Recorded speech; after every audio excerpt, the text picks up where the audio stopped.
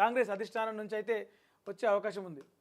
ఇక ఇది ఇట్లా ఉంటే విచారణకు ఈరోజు కాళేశ్వరం విచారణకు కేసీఆర్ హాజరు కాబోతూ ఉన్నారు.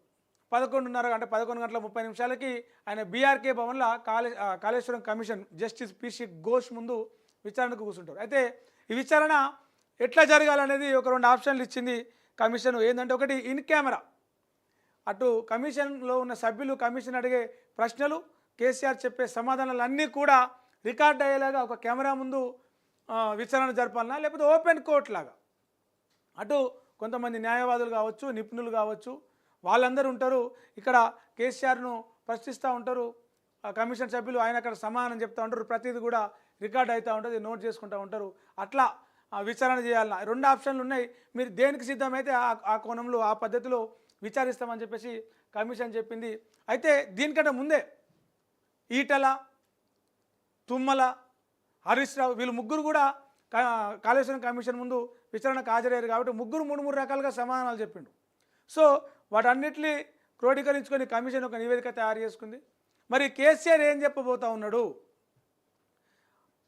కాళేశ్వరం ప్రాజెక్టు కట్టడానికి క్యాబినెట్ ఎప్పుడు ఒప్పుకున్నది? ఎంత బడ్జెట్ మొదట అనుకున్నారు, తర్వాత బడ్జెట్ ఎట్లా పెరిగింది, నిర్మాణ వ్యయం ఎట్లా పెరిగింది, అనుమతులు ఎట్లా తీసుకున్నారు, డిజైన్లు ఎట్లా మార్చిర్రు, ఏమంటారు బ్యారేజీల నిర్మాణ స్థలాలు ఎట్లా మార్చిర్రు, నీటి నిల్వ సామర్థ్యాన్ని ఎట్లా డిసైడ్ చేసిర్రు, బ్యారేజీలో నీటిని ఎట్లా నిల్వ చేసిర్రు, ఇట్లాంటి విషయాలన్నీ కూడా కమిషన్ అడిగే అవకాశం ఉంది. అయితే కాళేశ్వరం కమిషన్కి సంబంధించి కేసీఆర్ అధికారంలోకి వచ్చినప్పుడే కాదు, తెలంగాణ వచ్చినాకనే కాదు, అధికారంలోకి వచ్చిన తర్వాతనే కాదు, 2004 నుంచి కూడా తెలంగాణకు ఒక వరప్రదాయంలాగా ఉండాలి, ఒక ప్రధాన జలవనరులాగా ఉండాలి అని చెప్పేసి ఒక ఆలోచన చేస్తూ ఒక భారీ ప్రాజెక్టు లాంటి అదే ఉండాలి, అదే కాళేశ్వరం ప్రాజెక్ట్ అని చెప్పేసి ఆయన ఒక 20 ఏళ్ళుగా కాళేశ్వరం కాళేశ్వరం ప్రాజెక్టుకు సంబంధించి ఒక స్టడీ చేస్తూ ఉన్నారు.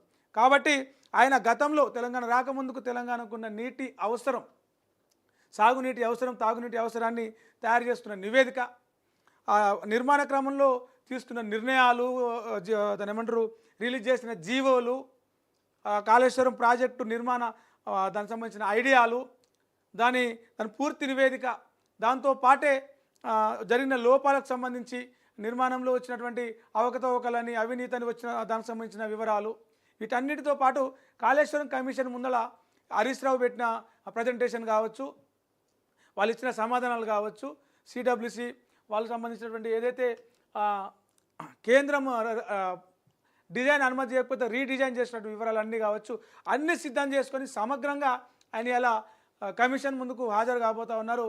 ఆయన కమిషన్ అడిగే ప్రశ్నలకు ఇచ్చే సమాధానం కంటే కూడా, అంటే మౌఖికంగా చెప్పే సమాధానం కూడా ఆయన ఫలానా ప్రశ్నకు ఇదిగో ఈ ఫైల్ నా సమాధానం అనేది చెప్పేలాగే ఆయన పూర్తి నివేదికలు, పూర్తి దాని ఏమంటారు ఆ పేపర్ వర్క్తోని మా విచారణకు హాజరు కాబోతున్నట్టు మనకు సమాచారం.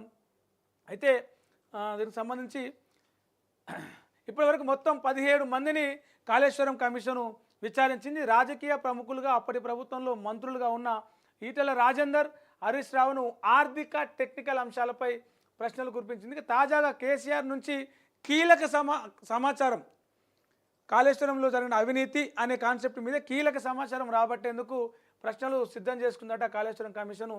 మరి కమిషన్ ఎదుట హాజరయ్యేందుకు బీఆర్ఎస్ చీఫ్ కేసీఆర్ కీలక సమాచారాన్ని కూడా, వాళ్ళు కీలక ప్రశ్నలు సిద్ధం చేసుకుంటే ఈయన కీలక సమాచారాన్ని సిద్ధం చేస్తున్నట్టు పలుసార్లు కాళేశ్వరం ప్రాజెక్టు మాజీ ఇంజనీర్లు, నీటిపారుదల రంగ నిపుణులు, మాజీ ఇరిగేషన్ శాఖ మంత్రి హరీష్ రావుతో సమావేశమై చర్చించారు. నాడు ప్రాజెక్టు ప్రణాళిక దశ నుంచి పూర్తయ్యే వరకు తీసుకున్న నిర్ణయాలను సమీక్షించుకున్నారు. అంటే ప్రాజెక్టు ఏదైతే ప్రపోజల్ పెట్టిరో ఆ రోజు నుంచి ప్రాజెక్టు మొత్తం కంప్లీట్ అయి దాన్ని లాంచ్ చేసిన రోజు వరకు జరిగిన నివేదికలు, నిర్ణయాలు, జీవోలు, డిజైన్లు, ఆ ప్రాపర్టీ మొత్తం కూడా ఆయన సిద్ధం చేసుకున్నారట. అయితే రాజకీయంగా ఎలా ఎదుర్కోవాలన్న అంశంపై వర్కింగ్ ప్రెసిడెంట్ కేటీఆర్తోనూ హరీష్ రావుతోనూ చర్చించారు. ఇప్పటి వరకు కాళేశ్వరం కమిషన్ చేసిన విచారణ అంశాలు, ఇప్పటివరకు జరిగిన పరిణామాల వివరాలు, కమిషన్ ఎదుట హాజరైనప్పుడు హరీష్ రావుకు సంబంధించిన ప్రశ్నలు, వాటి సమాధానాలపై చర్చ జరిగినట్లు మొత్తం, అంటే హరీష్ రావుతో కూర్చొని ఏమేమో పరిణామాలు జరిగినాయి, ఏమేమి వివరాలు ఉన్నాయి, కాళేశ్వరం కమిషన్ను విచారణ చేసిన దాంట్లో ఏమేమి ఉన్నాయి, అందులో వాళ్ళు ఏమేమి సేకరించారు, ఏమేమి క్రోడీకరించుకున్నారు, హరీష్ రావుని ఏం ప్రశ్నలు అడిగిండు, ఈయన ఏం సమాధానాలు చెప్పిండు, కాళేశ్వరం దగ్గర ఏం అవన్నీ కూడా ఆ కమిషన్ ముందు ఉన్నటువంటి అన్నీ కూడా తీసుకొని దాని గురించి అంతా కూడా డిస్కషన్ చేసింది. పార్టీ వర్కింగ్ ప్రెసిడెంట్ బాధ్యతలు తీసుకున్నటువంటి కేటీఆర్తో కూడా దీన్ని రాజకీయంగా ఎలా ఎదుర్కోవాలి, అధికార పక్షంలో ఉన్న కాంగ్రెస్ పార్టీ మీద బురద జల్లే ప్రయత్నం చేస్తూ ఉంది. రేపు ఎన్నికల్లోకి వెళ్ళినప్పుడు కాళేశ్వరంని ఇక్కడ ఒక ఎత్తుగడగా ఒక ఆయుధంగా వాడుకునే అవకాశం ఉంది. కాబట్టి ఆ పార్టీగా రాజకీయ పరంగా ఎదుర్కోవడానికి ఏం చేయాలి, విధానపరంగా ఎదుర్కోవడానికి ఏం చేయాలి, టెక్నికల్గా ఎలా ఎదుర్కోవాలనే అంశంపై హరీష్ రావు కేటీఆర్లతో కీలకంగా సమావేశమైనట్టు ఆయన. ఇక ఈరోజు కేసీఆర్ కాళేశ్వరం కమిషన్ ముందు హాజరయ్యే క్రమంలో, విచారణకు హాజరయ్యే క్రమంలో ఆయనకు మద్దతుగా వేలాది మంది బీఆర్ఎస్ కార్యకర్తలు బీఆర్కే భవన్కు హైదరాబాద్కు తరలి రావాలని చెప్పేసి ఇప్పటికే పార్టీ యంత్రాంగం పిలుపునిచ్చింది. చాలామంది బీఆర్ఎస్ కార్యకర్తలు పట్టణము తరలి వస్తున్నారు. మరి ఇందుకు సంబంధించి ఇప్పటికే బీఆర్ఎస్ వర్కింగ్ ప్రెసిడెంట్ కేటీఆర్ ఏర్పాట్లు చేశారు.